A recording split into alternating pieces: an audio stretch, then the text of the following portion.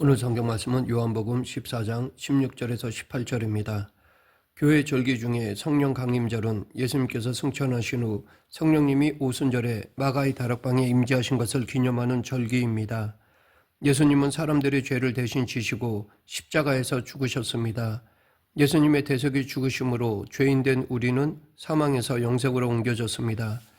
예수님은 죽으신 지 사흘 만에 부활하셨습니다.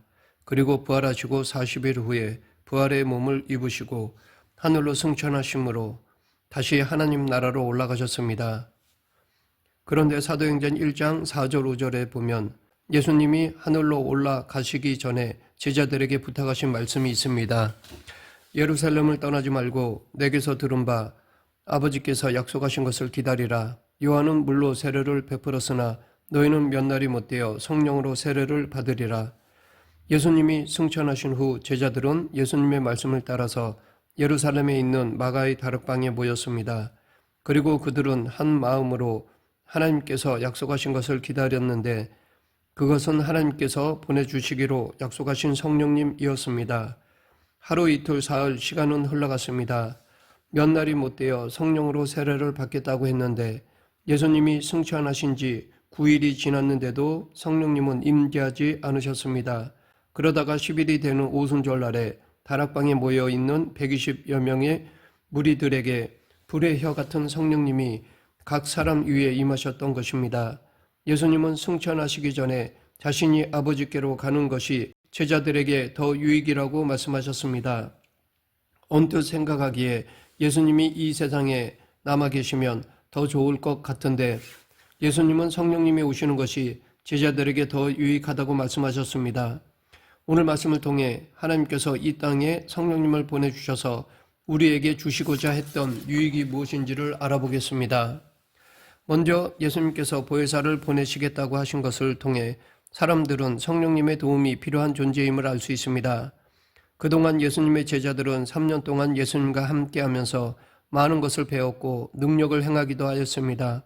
한국 속담에 서당께 3년이면 풍어를 읊는다라는 말이 있습니다. 그런데 요즘은 이 속담이 좀 바뀌어 서당께 3년이 아니라 식당께 3년이면 라면을 끓인다라고 말하기도 합니다. 이 말은 아무것도 모르는 사람이었다고 할지라도 한 분야에 오랫동안 있다가 보면 어느 정도의 지식과 경험을 갖게 된다는 것입니다. 예수님의 제자들도 3년 정도 스승이신 예수님 밑에서 배우고 훈련받았습니다. 그 정도 되었으면 예수님이 안 계시더라도 그들 스스로 뭔가를 할 수 있을 것으로 여겨질 것입니다. 세상에 나가서 예수님이 하셨던 것을 어느 정도 흉내라도 낼 수 있었을 것입니다.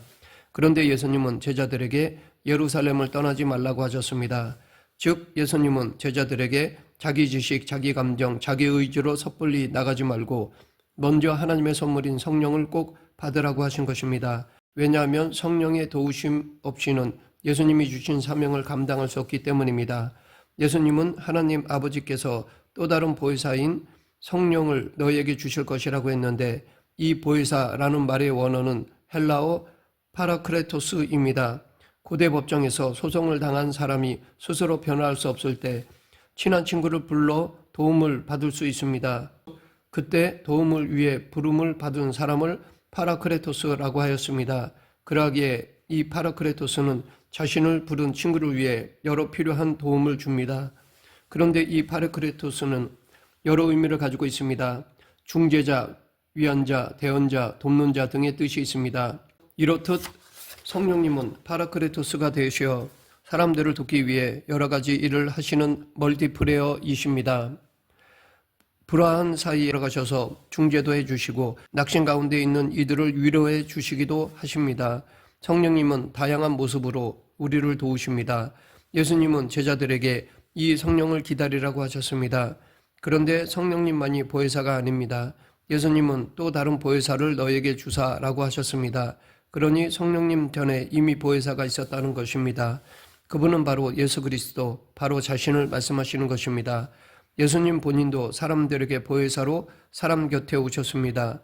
사도 요한은 요한일서 2장 1절에서 이를 증거하고 있습니다. 만일 누가 죄를 범하여도 아버지 앞에서 우리에게 대언자가 있으니 곧 의로우신 예수 그리스도시라.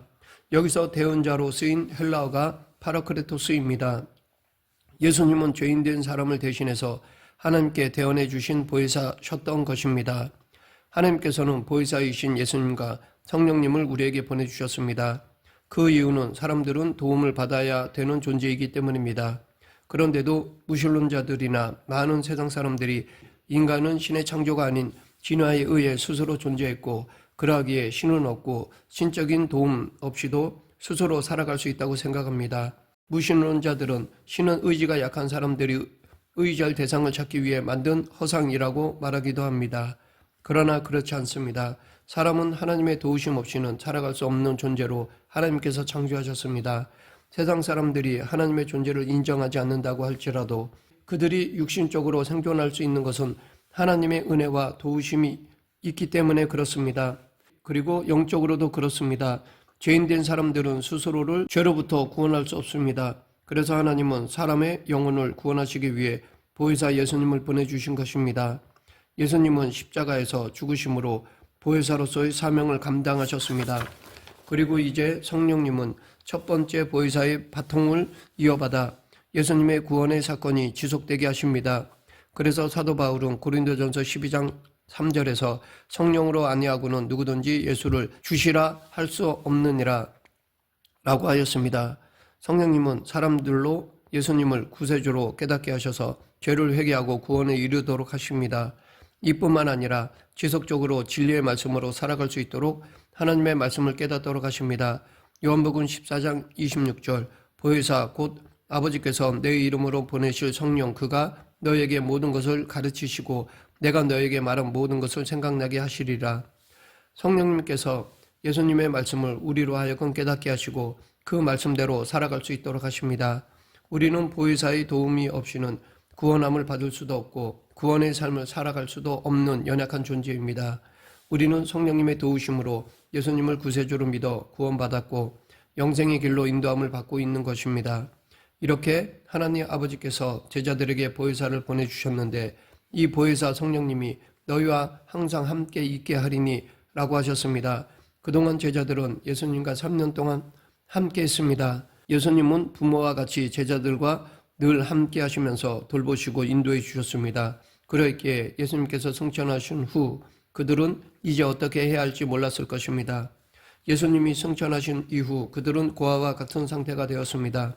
그런데 예수님은 승천하시기 전에 너희를 고아와 같이 버려두지 않으신다라고 미리 약속해 주셨습니다. 그리고 이제 성령님께서 오심으로는 성령님께서 예수님이 하셨던 것과 같이 그들과 함께 하시면서 부모와 같이 돌보시고 인도해 주신다는 것입니다. 하나님은 어떠한 형태로든지 간에 우리와 함께 하시기를 원하시는 분이시고 이를 약속하셨습니다. 예수님께서 탄생하실 때 한 사자가 예수님의 육신적 아버지 요셉의 꿈에 나타나서 보라 처녀가 잉태하여 아들을 낳을 것이요 그 이름은 임마누엘이라 하리라 라고 하였습니다. 이 임마누엘이라는 이름에 맞게 하나님이 우리와 함께 하심을 눈으로 직접 보여주신 증거가 예수님이셨던 것입니다. 이 임마누엘의 예수님이 하늘로 승천하셨고 이제 하나님이 우리와 함께 하심이 성령님을 통해서 이어진 것입니다.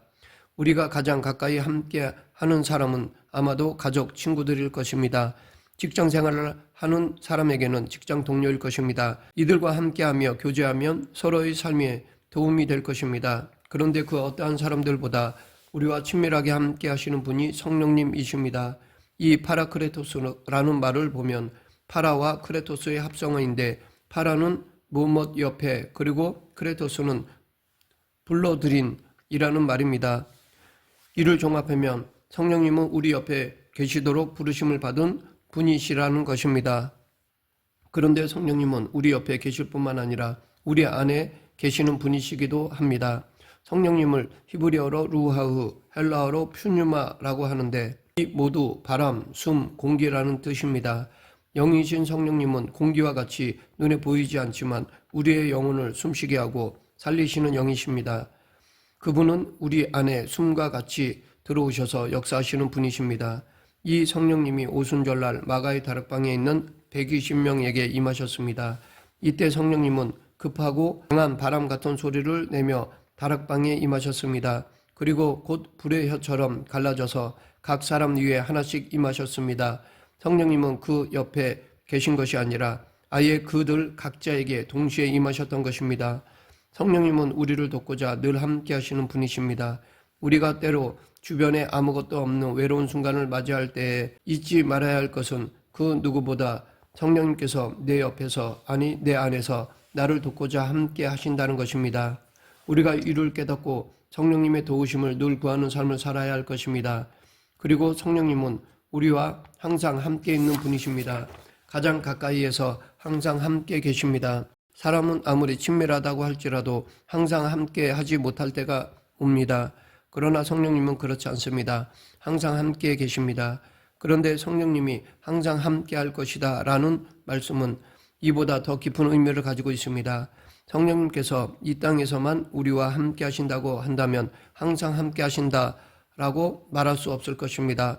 성령님은 우리와 항상 함께 하시기 위해서는 우리를 영생으로까지 이끌어 주셔야 하는 것입니다. 그러기에 성령님이 우리와 항상 함께 하시는 것은 우리에게 복된 것입니다. 성령님은 이 땅에서뿐 아니라 저 천국에서도 우리와 항상 함께 하시기 위해서 우리를 구원하시고 우리를 영생에 이르도록 도우시고 우리를 항상 인도해 주십니다. 예수님께서 성령님을 제자들에게 보내신 이유 중에 하나는 그들이 당신이 맡겨주신 사명을 감당하게 하기 위해서입니다. 제자들도 예루살렘을 떠나지 않고 성령님을 기다렸던 것은 그들이 성령의 능력으로 예수님이 맡겨주신 사명을 감당하기 위해서입니다. 만약 그들이 예수님의 제자로서의 삶에 관심을 가지지 않았다면 그들은 굳이 성령님을 기다릴 필요가 없었을 것입니다. 하지만 제자들은 성령님의 도움 없이 자신들의 지식과 능력으로는 사명을 감당할 수 없다는 것을 깨달았습니다. 그들은 십자가 앞에서 실패를 경험했기 때문입니다. 드디어 오순절날 120명의 제자들이 마가의 다락방에서 성령의 임재를 경험하였습니다. 이때 성령님은 그들에게 방언의 은사를 주셨습니다. 그들은 방언을 받고 즉시 나가서 예수님께서 주신 사명을 감당하였습니다. 그들은 담대하게 복음을 전하며 그리스도의 증인의 삶을 시작하였습니다. 제자들은 생전 들어보거나 말해보지 못한 외국어로 예루살렘의 절기를 지키러 온 각국의 사람들에게 그리스도의 복음을 전하였습니다. 성령님이 제자들과 함께 하시며 그들에게 예수님의 증언으로 살아갈 수 있도록 능력을 주신 것입니다. 이 일에 대해 이미 예수님께서 사도행전 1장 8절에서 오직 성령이 너희에게 임하시면 너희가 권능을 받고 예루살렘과 온 유대와 사마리아와 땅끝까지 이르러 내 증인이 되리라 하시니라 라고 말씀하신 바 있습니다. 성령님은 지금 우리들도 예수 그리스도의 증인으로 이 세상을 살기를 원하십니다. 그리고 우리가 예수님의 증인으로 살 것을 결단하며 성령의 도우심을 간구할 때에 성령의 역사가 있게 될 것입니다. 사도 바울이 예수 그리스도를 만난 후에 그는 이방인을 위한 사도로 부르심을 받았음을 깨닫고 예수님을 이방인들에게 증언하는 증인의 삶을 살았습니다. 그럴 때 성령님께서 바울에게 임하사 그 증인의 사역을 감당할 수 있도록 지혜와 권능으로 함께 하셨습니다. 지금도 우리를 예수 그리스도의 증인으로 삼으시고자 하시는 성령님의 역사는 현재 진행형입니다.